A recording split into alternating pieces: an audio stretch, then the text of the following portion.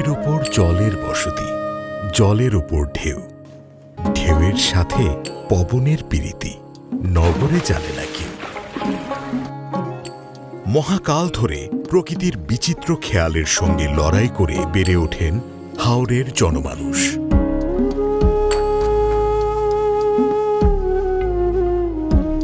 সিলেট, সুনামগঞ্জ, হবিগঞ্জ, মৌলভীবাজার, ব্রাহ্মণবাড়িয়া, কিশোরগঞ্জ, নেত্রকোনা এই ৭টি জেলার প্রায় কোটি মানুষ হাওর পাড়ের বাসিন্দা।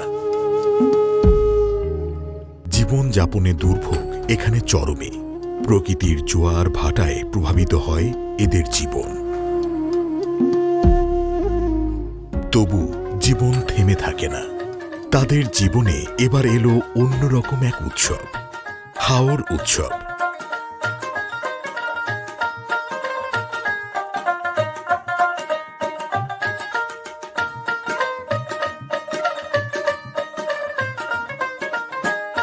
হাওরাঞ্চলে পলি ব্যবস্থাপনা, মাছ চাষ, বৃক্ষরোপণ ও কমিউনিটি ট্যুরিজমকে উৎসাহিত করতে সুনামগঞ্জ জেলার দিরাই উপজেলার কালনী নদীর তীরের উজানধল গ্রামের মাঠে ২ ফেব্রুয়ারি বিশ্ব জলাভূমি দিবস উপলক্ষে এই উৎসবের আয়োজন করে বাংলাদেশ হাওর ও জলাভূমি উন্নয়ন অধিদপ্তর। হাওরের ৭টি জেলার ৪৯টি উপজেলার বিভিন্ন শ্রেণী ও পেশার ১,২০০ মানুষ সরাসরি আমন্ত্রিত হয়ে এই উৎসবে অংশগ্রহণ করেন। পাশাপাশি উৎসবে যোগ দেন ভাটি জনপদের হাজারো মানুষ।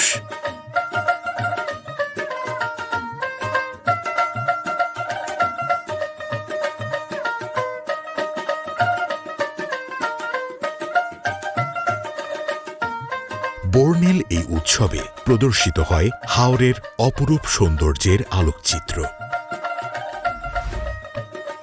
দেখানো হয় হাওরের জনজীবন, দুঃখ কষ্ট ঘিরে নির্মিত প্রামাণ্যচিত্র।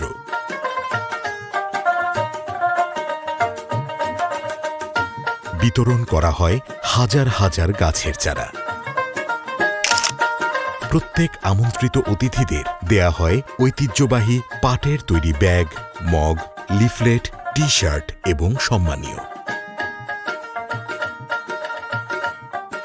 হোমস্টে এবং ইকো ট্যুরিজম, অর্থাৎ এখানে পিয়ার দিয়ে হোটেল মোটেল করে ফেললে এইখানকার পরিবেশের সাথে কিন্তু যাবে না।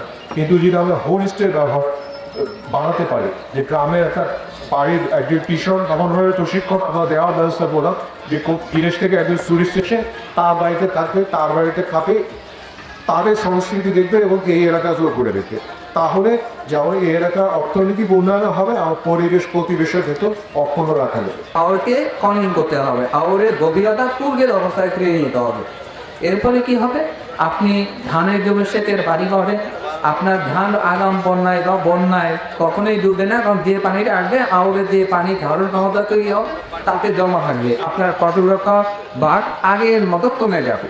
প্রতি বছর বর্ষায় যে পানি আসে সেই পানিতে তলানি বালু এমন পলি পড়ে নদী, হাওর, খাল, বিল এগুলি ভরাট হয়ে যাচ্ছে। আমাদের এলাকায় অনেক অতিথি পাখির একটা সমাগম ছিল। দুঃখের বিষয় এগুলো আস্তে আস্তে বিলীন হয়ে যাচ্ছে। আমরা যখন হাওরে যাই বিভিন্ন চিত্র দেখতে হয়, এই চিত্রগুলি আসলে অস্বাভাবিক, কৃত্রিম চিত্র, প্রাকৃতিক নয়। আমাদেরকে পোনা বা মাছ থেকে জলাশয় থেকে লুকালয়ে চলে যায়, এইটা আমরা কেউ ইভেন রাষ্ট্র উপলব্ধি করছে না বিষয়টা।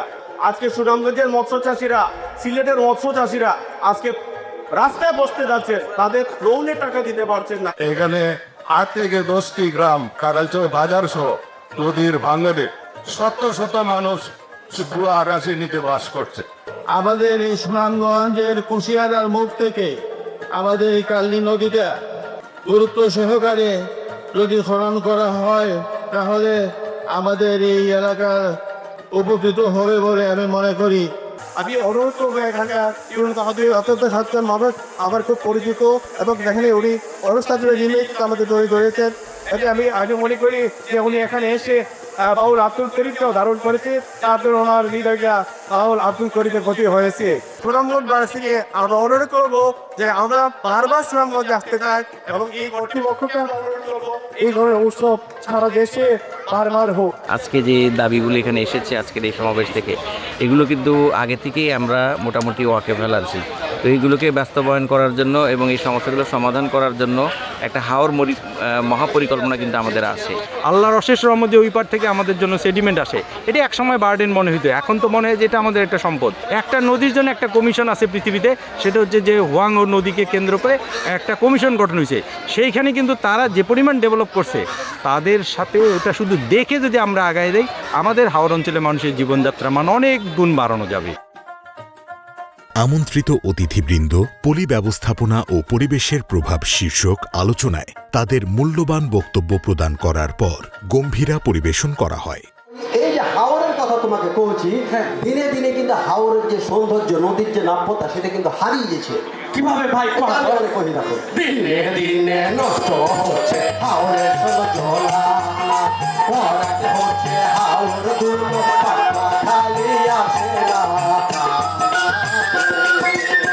মাটি কেটে করলে খনন, সরকারের হবে উন্নয়ন, মাছাসে আয় বেড়ে যাবে শিল্পী আকার বর্ণনা। হাওর উৎসবের উল্লেখযোগ্য আয়োজনের একটা অংশ ছিল ব্রাহ্মণবাড়িয়া এবং সিলেট জেলা মধ্যকার ফুটবল ম্যাচ।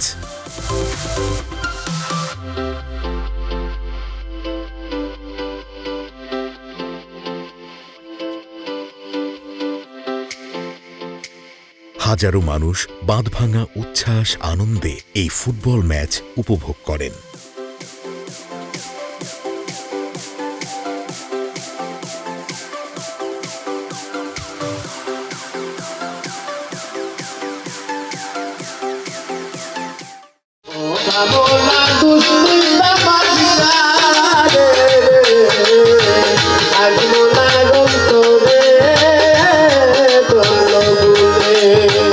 কিংবদন্তি বাউল শাহ আব্দুল করিমের জন্মভিটা সংলগ্ন মাঠে উদযাপিত হাওর উৎসবে গান তখন জরুরি আয়োজন হয়ে ওঠে।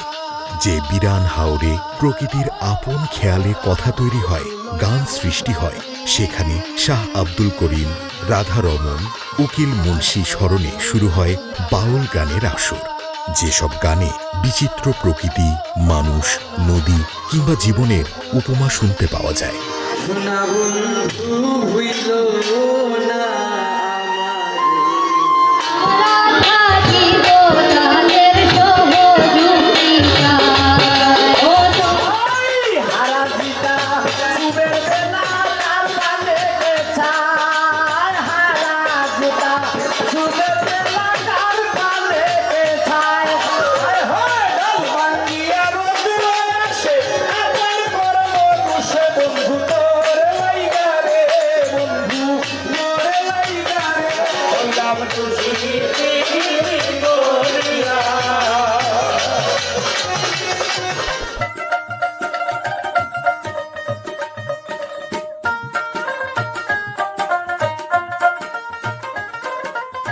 হাওরাঞ্চলের মানুষের জীবনমান, প্রকৃতি ও পরিবেশের, হাওরাঞ্চলের পলি সমস্যা, উজান থেকে আসা পাথর, নুড়ি, বালু ব্যবস্থাপনার কার্যকর পদক্ষেপ গ্রহণ, নদী, হাওর ও জলাভূমির নাব্যতা বাড়ানো, মাছ, জলজ উদ্ভিদ সংরক্ষণ এবং পর্যটনের বিকাশ ঘটানোর সংকল্পে সবাইকে একযোগে কাজ করার আহ্বান জানানো হয় হাওর উৎসব থেকে। সুনামগঞ্জের দিরাইয়ের উজানথল মাঠে অনুষ্ঠিত এই হাওর উৎসব যেন প্রান্তিক হাওরবাসীর জীবনে এক অনন্য পরিবর্তনকামী মাইলফলক।